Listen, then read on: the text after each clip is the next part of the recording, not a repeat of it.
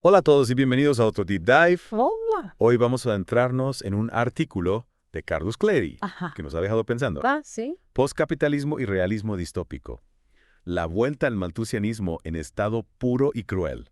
Uy, qué título. El título ya te da una idea de por dónde van los tiros, ¿no? Sí, es un título bastante provocador. Bastante. Y el artículo en sí no se queda atrás, ¿eh? No, no. Clary nos lleva a un viaje por la historia del pensamiento económico y sus implicaciones para el futuro, Exacto. tocando temas como la economía, el crecimiento poblacional y las preocupaciones ambientales. Exacto. Y lo hace a través de una anécdota que a primera vista parece trivial, Ajá, pero que Clery utiliza para introducir una idea mucho más profunda. interesante.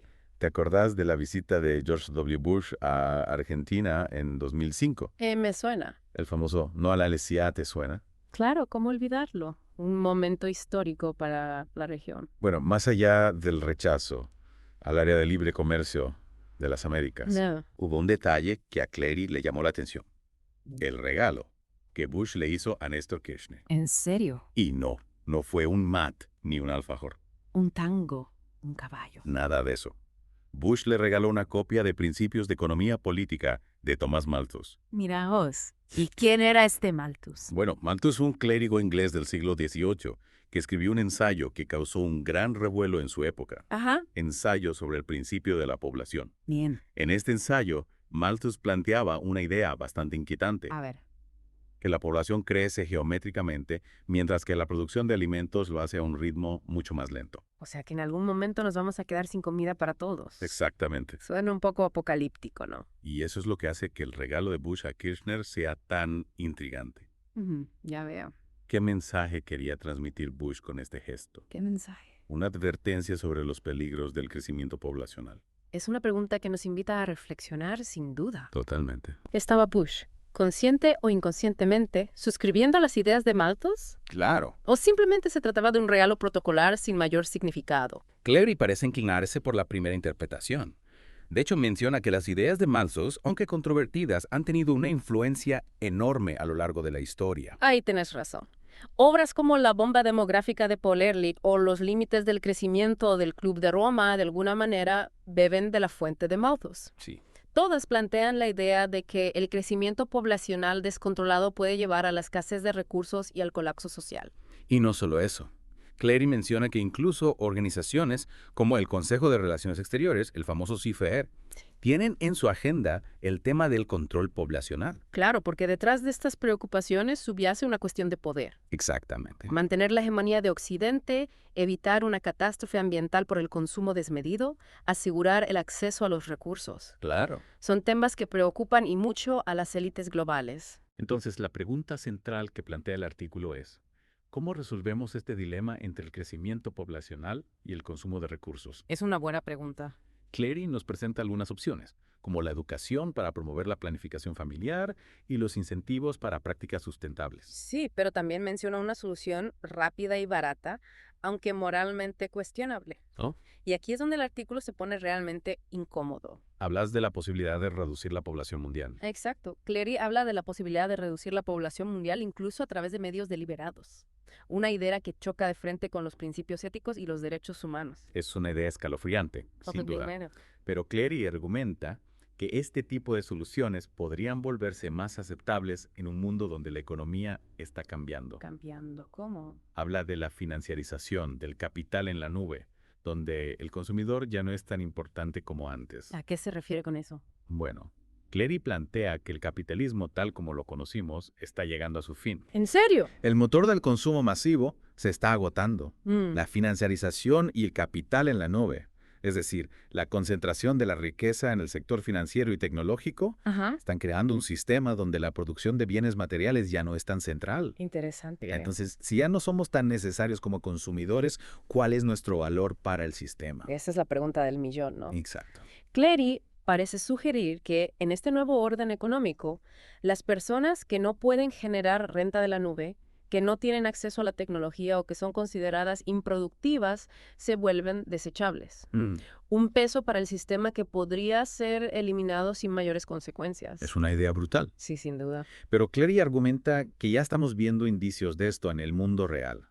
Los recortes en servicios sociales, el abandono de las poblaciones vulnerables, la creciente desigualdad. Ya veo. Todo esto apunta hacia una lógica de descarte, de eliminación de los que no encajan en el nuevo modelo. Interesante. Y lo aterrador es que Clery sugiere que Argentina ya está mostrando signos de esta crueldad a cara descubierta, como él la llama. Es una acusación fuerte, ¿no te parece? Sí, sin duda, y es algo que deberíamos analizar con más detenimiento. Sí. ¿Qué políticas o tendencias actuales podrían estar reflejando esta lógica de descarte? ¿Qué podemos hacer para combatirla? Son preguntas importantes que nos deja Clary, pero antes de seguir por ese camino, me gustaría volver a la idea del capital en la nube. Dale. Dijiste que la riqueza se está concentrando en el sector financiero y tecnológico.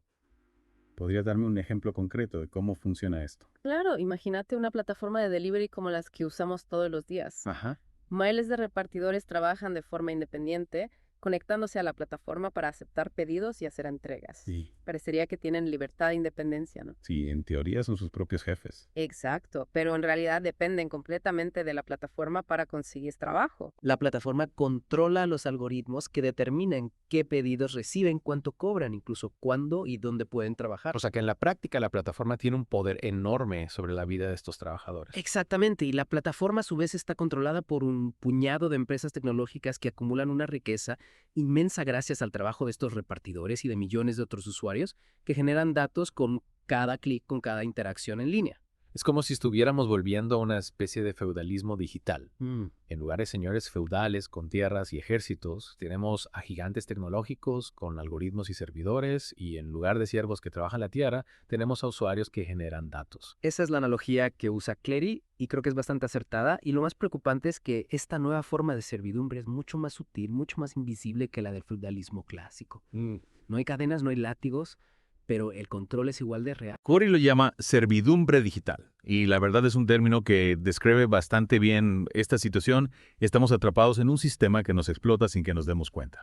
Y lo peor es que, a diferencia del feudalismo, donde la rebelión era una posibilidad real en este nuevo orden digital, la resistencia es mucho más difícil. ¿Cómo te rebelas contra un algoritmo? ¿Cómo luchas contra un enemigo que no tiene rostro, que está en todas partes y en ninguna a la vez? Es una pregunta inquietante, y volviendo al tema del artículo, Clery también habla de la pérdida de importancia del consumidor en esta nueva economía. Ajá. Si ya no somos tan necesarios como consumidores, ¿qué implicaciones tiene esto para el futuro del capitalismo? Bueno, Clery argumenta que el capitalismo tal como lo conocimos está llegando a su fin, el motor del consumo masivo, se está agotando la financiarización y el capital en la nube están creando un sistema donde la producción de bienes materiales ya no es tan central. O sea que el capitalismo está mutando, está encontrando nuevas formas de acumular riqueza. Exactamente, y en este nuevo modelo el consumidor ya no es el rey.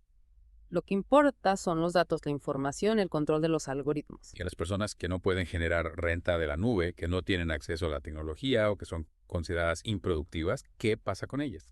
Clery parece sugerir que se vuelven desechables un peso para el sistema que podría ser eliminado sin mayores consecuencias. Es una idea terrible, pero por desgracia no me parece tan descabellada. Ya estamos viendo cómo se recortan los servicios sociales, cómo se abandonan las poblaciones vulnerables, cómo se justifica la desigualdad en nombre de la eficiencia económica. Sí, lamentablemente es una tendencia global y Clery argumenta que Argentina no es la excepción. De hecho, menciona que aquí ya estamos viendo algunos indicios de esta crueldad a cara descubierta. ¿Puedes darme un ejemplo concreto de lo que está pasando en Argentina? Bueno, pensemos en el sistema de salud. Cada vez es más difícil acceder a una atención médica de calidad, sobre todo para los sectores más vulnerables. Las obras sociales están colapsadas, los hospitales públicos están desbordados y la medicina privada se vuelve cada vez más inaccesible para la mayoría de la población. Es cierto, y no solo en salud, también en educación, en vivienda, en seguridad, las políticas públicas parecen estar cada vez más orientadas a beneficiar a unos pocos, mientras que el resto queda a la deriva. Exactamente. Y esto es lo que Clery llama realismo distópico. No se trata de una fantasía futurista, sino de una realidad que ya está presente, una realidad donde la lógica del descarte se impone cada vez con más fuerza. Es una realidad que da miedo, sin duda, pero no podemos quedarnos paralizados por el miedo. Tenemos que hacer algo para cambiar esto. ¿Qué podemos hacer? Clery propone alguna solución. Bueno, Clery no ofrece soluciones fáciles. De hecho, su artículo es más una advertencia que una propuesta. Nos está alertando sobre los peligros de un sistema que está perdiendo su rumbo, que está volviendo cada vez más inhumano. Pero también nos está desafiando a pensar en alternativas, ¿no? a imaginar un futuro diferente. Exactamente, nos está diciendo, si no les gusta este camino, busquen otro. Y creo que ahí está la clave. No podemos quedarnos paralizados por el miedo, por la desesperanza. Tenemos que usar este conocimiento, esta conciencia del peligro para impulsar un cambio real. ¿Y cómo podemos hacer eso? ¿Por dónde empezamos? Primero tenemos que tomar conciencia de la gravedad del problema. Tenemos que entender cómo funciona este nuevo sistema, cómo nos afecta, cómo nos está robando el futuro. O sea que la educación es fundamental. Sin duda necesitamos informarnos, debatir, compartir información, generar conciencia, pero no solo eso. También tenemos que organizarnos, movilizarnos, exigir a nuestros gobernantes que tomen medidas para protegernos de esta lógica del descarte. Exigir políticas públicas que prioricen el bienestar de las personas, no el lucro de unos pocos. Exactamente, políticas que garanticen el acceso a la salud, a la educación, a la vivienda, a un trabajo digno, políticas que promuevan un desarrollo sostenible que respeta el medio ambiente y los derechos de las futuras generaciones. Es un camino largo y difícil sin duda, pero no imposible si tomamos conciencia, si nos organizamos, si luchamos por un futuro mejor, podemos cambiar el rumbo de la historia. Coincido plenamente, no podemos resignarnos a este futuro distópico que nos pinta. Clary, tenemos que luchar por un futuro más justo, más humano, más solidario. Un futuro más justo, más humano, más solidario. Tenés razón. La lucha por un futuro mejor es una responsabilidad que tenemos todos. Y hablando de luchar, Clary menciona algunas alternativas al control poblacional, como la educación ambiental y los incentivos para prácticas sustentables. Ajá. ¿Crees que estas medidas son suficientes para enfrentar la crisis ambiental que estamos viviendo? Sin duda son un buen punto de partida. La educación ambiental es fundamental para generar conciencia sobre la importancia del cuidado del medio ambiente, y los incentivos económicos pueden ser una herramienta útil para promover prácticas más sustentables en la producción y el consumo. Pero ¿no te parece que estas medidas son un poco tímidas frente a la magnitud del problema? Digo, estamos hablando de una crisis ambiental global con consecuencias potencialmente catastróficas. Alcanzan la educación y los incentivos para cambiar el rumbo. Es cierto que no son suficientes por sí solas.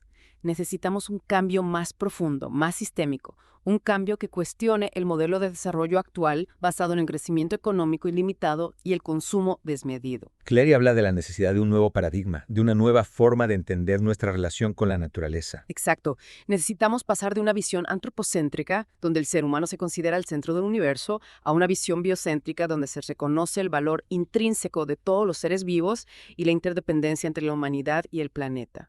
Un cambio de paradigma que implica repensar nuestros valores, nuestra forma de vida, nuestra relación con el planeta. Un cambio que no será fácil, pero que es imprescindible para asegurar nuestra supervivencia como especie. Totalmente. Y para lograr este cambio necesitamos un compromiso a nivel global. No se trata de que unos pocos países hagan el esfuerzo mientras otros siguen contaminando y depredando el planeta. Wow. Todos tenemos que asumir nuestra responsabilidad, tanto individual como colectiva. Clary menciona la importancia de la cooperación internacional, de la creación de mecanismos que permitan una gestión global de los recursos naturales, buscando un equilibrio entre las necesidades de desarrollo y la preservación del medio ambiente. Claro, necesitamos un nuevo acuerdo global, un nuevo pacto social y ambiental que establezca reglas claras y justas para el uso y la protección de los recursos naturales. Un acuerdo que tenga en cuenta las necesidades de todos los países, de todas las culturas, de todas las generaciones. Un acuerdo que ponga la vida en el centro, no el dinero. Y para lograr este acuerdo necesitamos un movimiento social fuerte que presione a los gobiernos, a las empresas, a las instituciones internacionales, para que asuman su responsabilidad y actúen con la urgencia que la crisis ambiental exige. Sin duda. Un movimiento que exija justicia ambiental, justicia social, justicia intergeneracional. Un movimiento que defienda el derecho de todos a vivir en un planeta sano y habitable. Volviendo al artículo, me llamó la atención una frase de Clary que dice: la distopía ya no es un género literario, sino un programa político. Fuerte. ¿Qué te parece esta afirmación? ¿Crees que realmente estamos viviendo en una distopía? Es una frase fuerte, sin duda, y creo que refleja la sensación de muchos de que el futuro que nos prometieron, un futuro de progreso y bienestar para todos, se está transformando en una pesadilla. Sí. Vemos cómo se profundizan las desigualdades, cómo se deteriora el medio ambiente, cómo se erosionan las instituciones democráticas. Y lo peor es que, como decíamos antes, la tecnología, que podría ser una herramienta para resolver muchos de estos problemas, está siendo utilizada para concentrar el poder y la riqueza en manos de unos pocos, creando nuevas formas de control y vigilancia. Exactamente. La tecnología tiene un potencial enorme para el bien, pero también para el mal. Y depende de nosotros, como sociedad, decidir cómo la vamos a utilizar. Tenemos que asegurarnos de que la tecnología esté al servicio del bienestar común, no del enriquecimiento de unos pocos. Que se utilice para construir un futuro más justo, más humano, más sostenible. Ese es el desafío que tenemos por delante. Y no es un desafío fácil. Pero creo que si tomamos conciencia, si nos organizamos, si luchamos por un futuro mejor, podemos lograrlo. Totalmente de acuerdo. No podemos resignarnos a la distopía. Tenemos que luchar por la utopía, por un mundo donde la vida, en todas sus formas, sea el valor supremo. Coincido plenamente. Y creo que el debate que ha generado el artículo de Clery es un paso importante en esa dirección.